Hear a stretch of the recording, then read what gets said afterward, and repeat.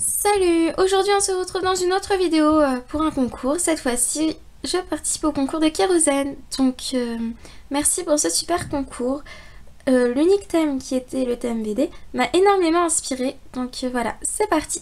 Je te présente ma maquette inspirée du manga La Légende de Korra. Je te le dis pas à l'anglaise parce que mon accent en anglais est pitoyable. Désolée pour la luminosité, je peux pas faire mieux. Donc voilà, elle se présente comme ceci. Donc je t'expliquerai pourquoi j'ai choisi ce manga et pas un autre en dessous, hein, donc dans la description. Donc voilà.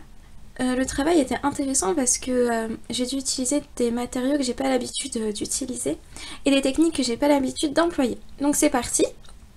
Donc je te présente Korra. Voici Korra. Elle est pas contente parce qu'elle est en mode avatar. Donc elle ne touche pas le sol. Voilà, elle est en l'air. Hein. Ensuite, donc elle a les yeux blancs parce qu'elle est en mode avatar. Elle est pas contente. Voilà, parce que généralement elle est pas contente quand elle est en mode avatar. Ensuite, ses cheveux, donc on imagine qu'il y a du vent partout, tout ça, parce que les éléments s'agitent. Ouais. Donc, elle a les cheveux en l'air, texturés aussi.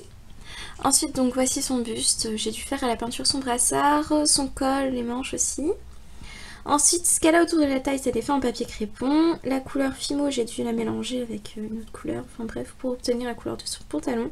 J'ai essayé de faire en sorte qu'il y ait quelques plis. Ensuite, ses bottes, j'ai essayé de faire des ombres aussi avec du pastel sec. Donc voilà. Parce que sinon, ça ressemble à des pouces. Ensuite, la partie intéressante, donc l'environnement. Alors, vu qu'elle maîtrise les 4 éléments, j'ai dû utiliser des fils de fer et les entourer de choses différentes. Donc pour le feu, j'ai entouré le fil de fer avec du papier crépon orange et rouge. Ensuite pour l'air, j'avais pas trop d'idées pour l'air, alors j'ai utilisé du film alimentaire pour représenter l'air, donc voilà, hein, qui fait le tour. Ensuite l'eau, alors celui-là c'est mon préféré parce que je trouve que ça donne vraiment bien pour l'eau. J'ai dû utiliser un sac plastique bleu. Et ensuite, je l'ai entouré aussi. Enfin voilà, je l'ai collé, tout ça. Ensuite, j'ai dû percer au milieu le carton avec la Fimo qui sèche à l'air. Voilà, pour que ça puisse tenir. Donc voilà. Ensuite, le sol. Alors, vu qu'elle maîtrise aussi la terre, on voit, vu que tout éclate autour d'elle, les éléments, voilà... ça devient fou autour. Donc on voit qu'il y a des morceaux de roche qui sortent de la terre. Je les ai fait en fait en pic. Enfin ça ressort comme ça quoi. Parce que ça éclate. Enfin bref. Donc voilà, il y a des petites roches par-ci par-là. Ensuite j'ai essayé de jouer avec plusieurs nuances de marron que j'ai moi-même créé. Donc voilà, pour donner un petit effet quoi, vu que la terre n'est pas homogène. Donc voilà, ensuite j'ai essayé de faire en sorte de donner un autre effet, enfin vraiment l'effet terre. J'ai mis du faux sable que j'ai peint aussi en marron que j'ai créé. Donc voilà, je trouve que ça donne un petit effet. Ensuite donc on a les roches derrière aussi, j'ai joué en fait avec les nuances, je sais pas trop si ça se voit.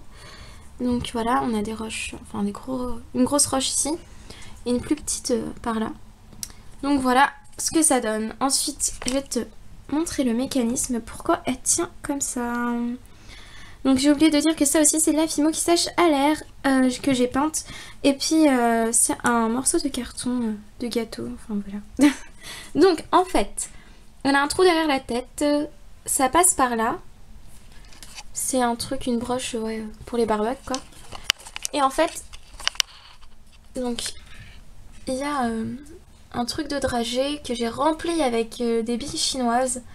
Du coup ça fait un contrepoids quoi. Du coup elle tient comme ça.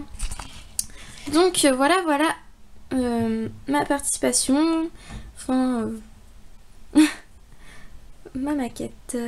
Donc voilà, ça a été fait aussi en Fimo qui sèche à l'air avec de l'alu à l'intérieur pour donner la forme du rocher. Pareil ici. Et pareil pour cela. Donc voilà, donc j'ai fini, j'espère que ma maquette t'aura plu. Donc voilà, je te mettrai en fin de vidéo l'image que j'ai prise pour pouvoir faire cette maquette. Donc voilà. Donc je te fais de gros bisous à tous ceux aussi qui regardent la vidéo. J'espère que ma participation t'aura plu. Et désolée encore pour la luminosité. Donc voilà, bisous!